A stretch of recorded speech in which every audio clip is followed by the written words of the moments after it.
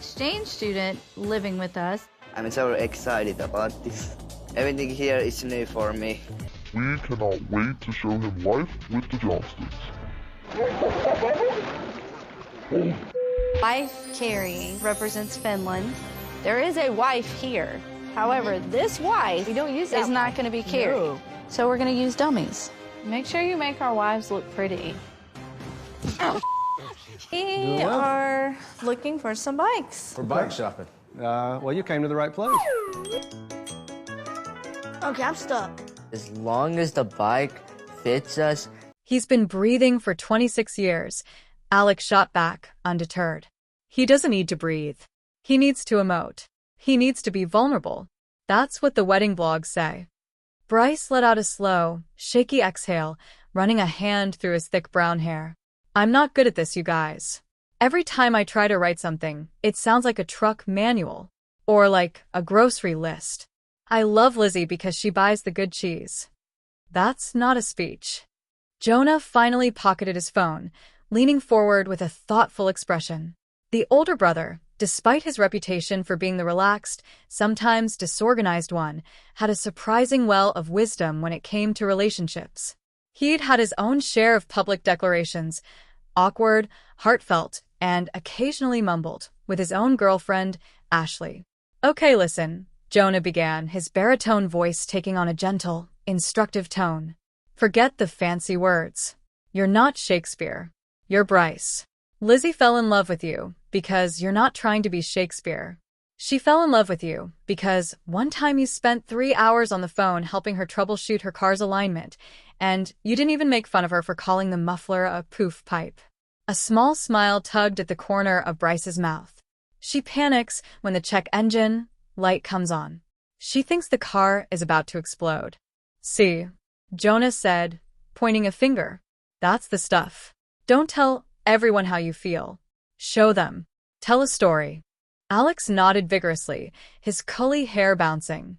Yeah, the more embarrassing, the better. That's what Dad says. He says humor is the sugar that helps the medicine of emotion go down. Or maybe that was about cough syrup. Either way, tell us about the first time you knew. You know, knew. Bryce shifted uncomfortably, the paper crumpling further in his grip. The first time he knew. It wasn't a single, cinematic moment. It was 1,000 small ones. But one memory, sharp and warm, surfaced. Okay, he said slowly, his voice barely above a murmur. So, remember that massive thunderstorm 2 summers ago? The one that knocked out power for like 2 days. Jonah and Alex nodded. Yeah, I was at their house. It was pitch black.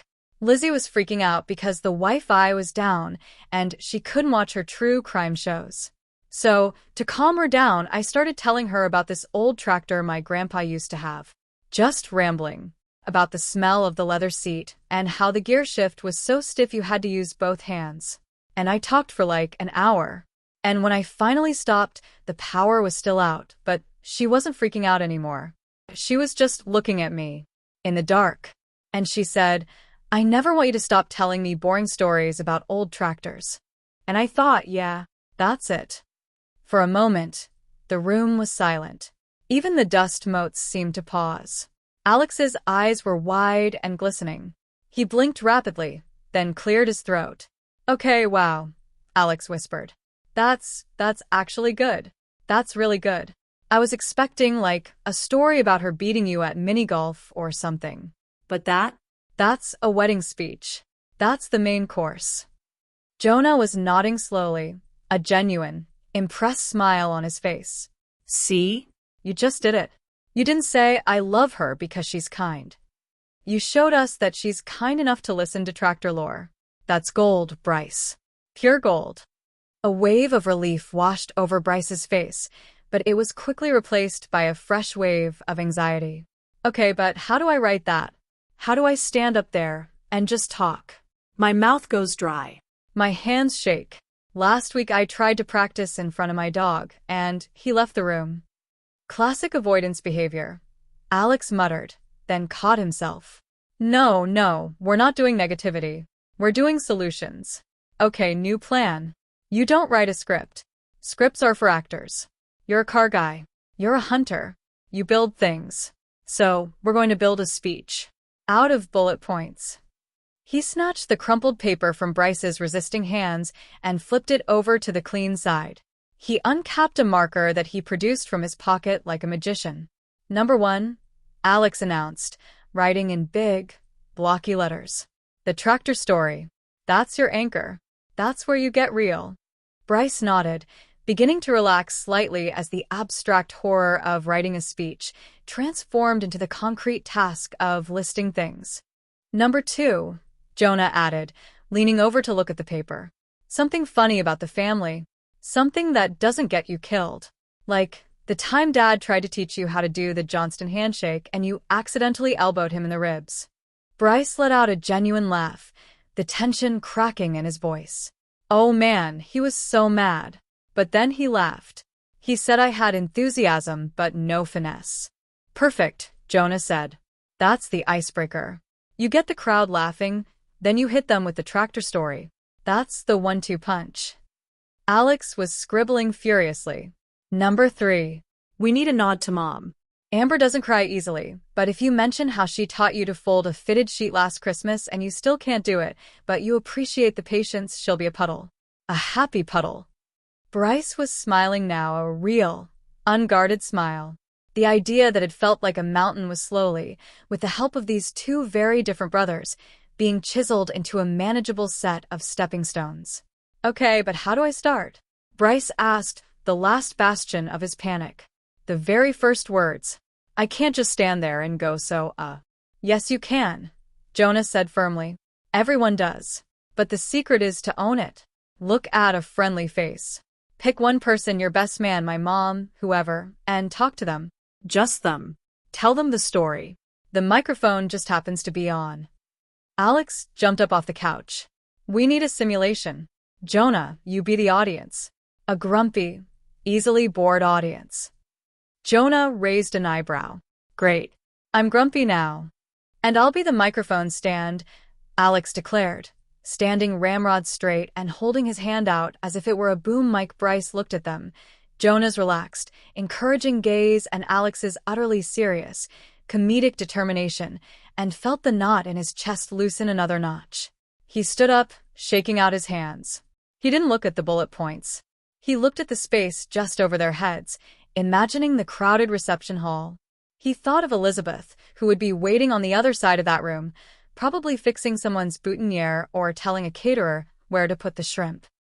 He took a breath. Hi everyone, he started, his voice a little shaky but growing steadier with each word. For those who don't know me, I'm Bryce. I'm the guy who married the most beautiful, stubborn, and terrifying woman in this room. And yes, I say terrifying with love. Alex gave a thumbs up, his hand mic unwavering.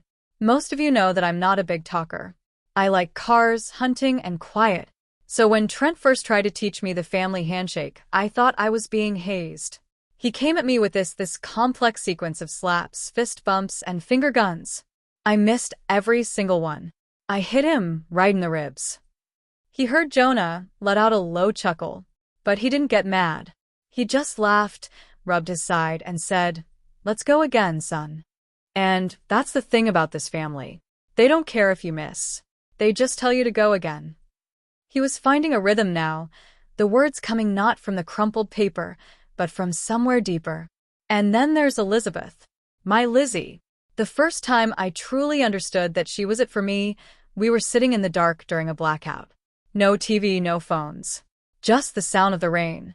And I started rambling about my grandpa's old tractor. The rust on the fender, the way the engine coughed to life on a cold morning. Boring stuff. And I talked for almost an hour. His voice dropped, becoming more intimate. When I finally shut up, I was embarrassed. But she just looked at me and said, "Tell me more about the tractor." Not because she cared about tractors, But because she cared about me. and in that moment, I knew I wanted to tell her stories for the rest of my life. He stopped, suddenly aware that his own eyes were burning. The room was deathly quiet.